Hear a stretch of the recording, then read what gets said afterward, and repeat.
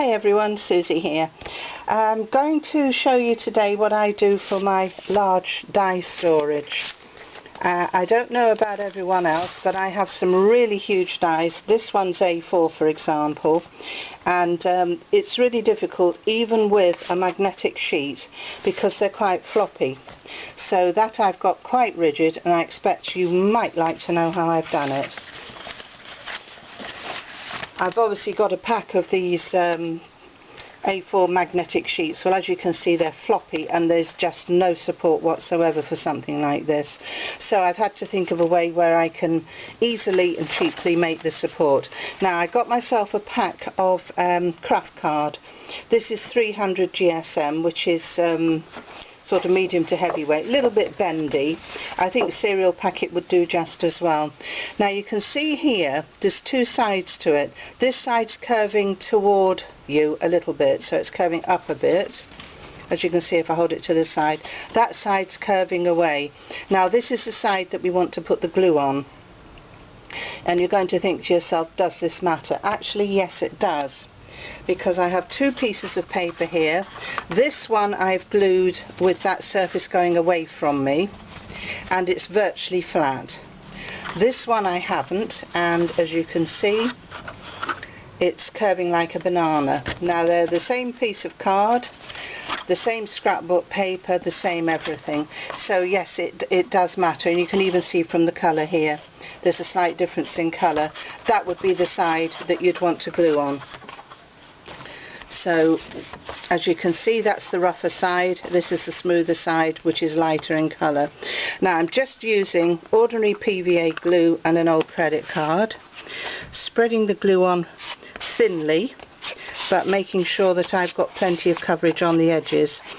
You might be tempted here to be using a glue stick or just a line of glue sort of squidged over like that. It's not strong enough. The funny thing about PVA, when you've glued it over a surface like this, it tends to dry rock hard, and that's what you want for the most stiffness of application. Now this one, can you see already it's curving the way I want it to curve? So here I've got some scrapbook paper. I'm just going to marry up the side edge and the top edge, so I have a little bit less cutting and a lot more paper saved.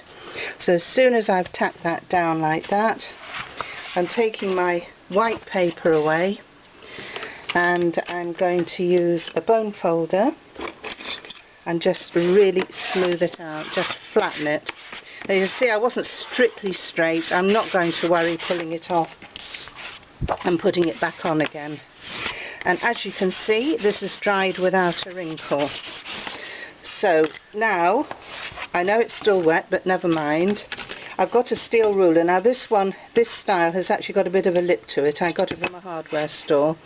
So I'm just pulling back, and I can feel that edge, taking a craft knife and cutting that off. Of course you can use scissors, you could use a cutting board, anything you like, but I decided, why do that? Save my blades, because refills in the UK are hard to get and not cheap either, and that's the easiest thing to do. And of course that waste is a nice size for me to use for die cutting or anything else. Right, so just take that little sliver off, just so it's straight. I wouldn't actually need to, but it's annoying me if I don't. And again, that odd little bit there. So now everything looks straight, and that's me happy. Right, and that I'm just going to set aside and let it dry. And as you can see, there's hardly a curve at all. Now the interesting thing, if you do have something that curves as badly, and I've had that overnight underneath my craft mat and it's still not flattened, if you apply wet, as in PVA, to one side, if you apply wet, as in a squirt of water, to the other side, I'm just going to smooth that with my hand, that will actually help it to compensate and flatten out a bit. So you can do that, or you can just live with it, whichever you'd prefer. So again, I'm putting that to one side to dry. Right, I'm going to turn this over because it's wet. Now, the one I prepared earlier that is dry, I'm going to use a sheet of double-sided tape. I got this off eBay of all places. They'll have it on Amazon or anywhere else, and you can get A4 sheets of double-sided tape. You can get A5 sheets, or in my case this is a complete A4 sheet on a roll. I think I got something like 5 meters. I'm going sideways because, to be honest, it's easier for me. So again, I'm lining up that top edge and the side edge, trying to be as straight as possible. Turn that over, and I'm just going to cut off again with my craft knife or scissors, whichever you think is the easiest for you.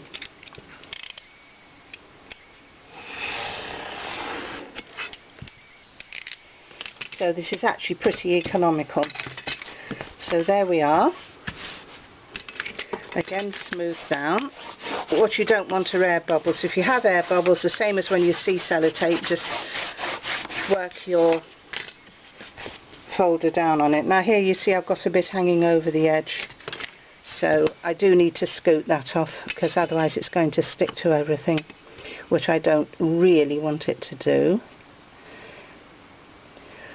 The trouble with this stuff, especially on a roll, is that you've only got one chance. So if you're a bit off in your placement, then quite frankly, don't try and pull it off and put it back on again, because as with double-sided tape, it won't work and you'll just ruin your surface. Well, in fact, you'll end up ruining the piece. So there we are, we've got that. So now the fun bit is trying to get this bit of tape off. So I generally sort of scoop back with my thumbnail and try and just lift it away. Now the sensible thing is not to lift it all the way. Go about a third down. Get your magnetic sheet. Again, if I always try and line up to the top edge and a side edge, I can reckon I'm pretty straight. And now I can literally just pull that away, and I was off. And well, I'm just going to have to live with it. Actually, I wasn't off. That's fitted perfectly, so that bit there, I'll just cut that off. So back in with that.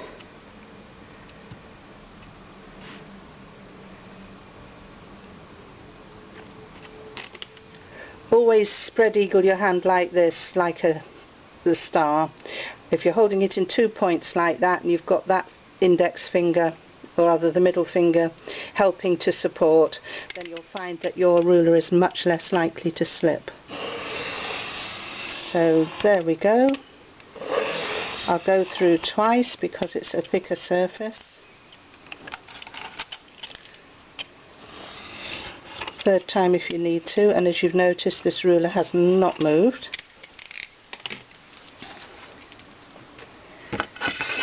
And there we have it. Plenty good enough, and I can stick my huge dies on, because the one thing I do want them to be is absolutely flat, no warping.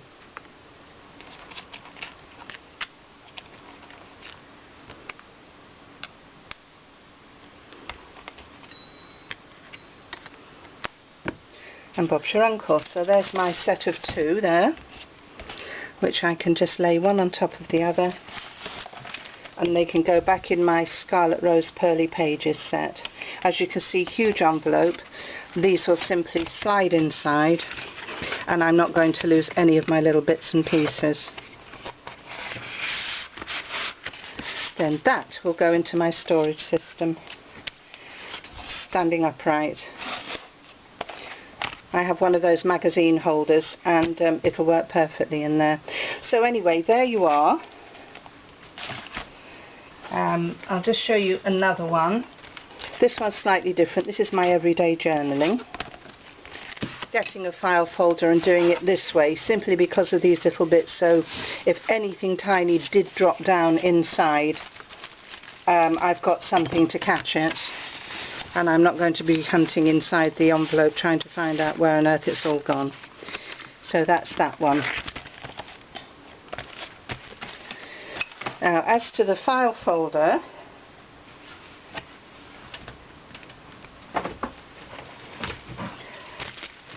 I got a pack off Amazon for about £6 or £7. They're just square cut folders, but they're a foolscap size. So the reason I did that is because foolscap is longer than A4. Where's the sheet? Right, here's the other magnetic sheet. That's A4, so you can see it's longer. So I basically got a pen and marked here,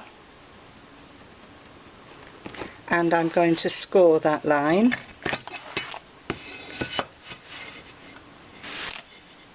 Yeah, that looks about straight. So I'm going to really score it. And in fact you can even bend up. This is thin enough. I wish I'd got the heavier weight, to be quite frank. But anyway, fold that up, and then the width is to there, and I want to cut that off. Now I'm going to cut one piece of this because it's a double thickness, and what I'm going to do, if you can see here, is a tiny snip into that corner, hardly anything. Just a slight triangle, because that will make that fold up a little bit neater. I'm going to scoot down that edge.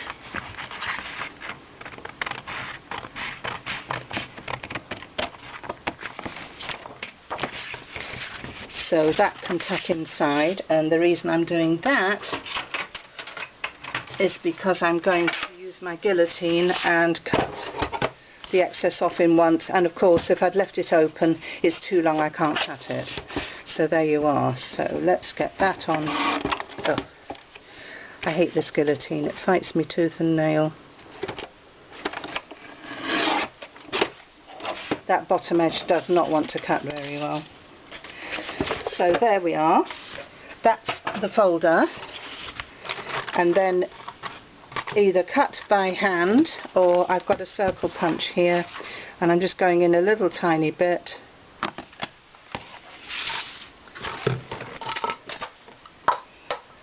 Oh dear, landslide.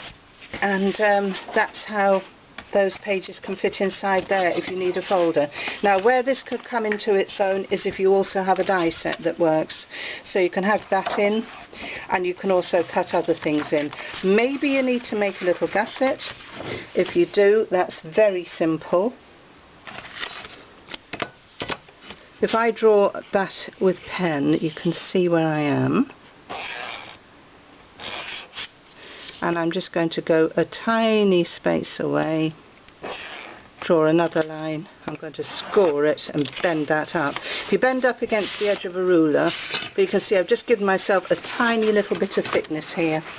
So if you have something thicker that needs to stand inside, it can. And then that can give you an envelope.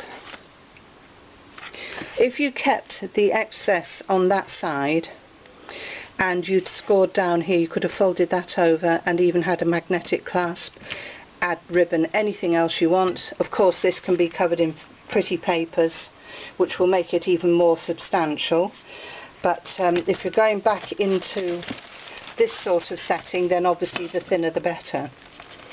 So that's just the two sheets straight in that envelope, and this one is the two sheets inside a folder that I've just showed you how to make, especially for this one because I've got lots of little bits there. And that is one huge die. As you can see, it's taking up the entire A4 sheet, and these sorts of dies, you do not want to be bending them. You want to keep them absolutely as flat as possible. Right, I hope that's been a useful idea for you, and just gives you something to sort of work on. Smaller dies I do exactly the same, and this time I cut in half, so I have two A5 sheets. Now you can see what's gone wrong there from the bends. I used wet glue. This was my first one, which was an experiment. I used wet glue on both sides, and it did buckle a little bit. That's why I do the cardboard first with the wet glue, let it dry, and then I'm using the double-sided sticky roll, sticky sheet, tape, whatever, to stick the actual magnetic sheet down on the other side. Okay, thank you very much for watching, and I hope you enjoyed this. Bye.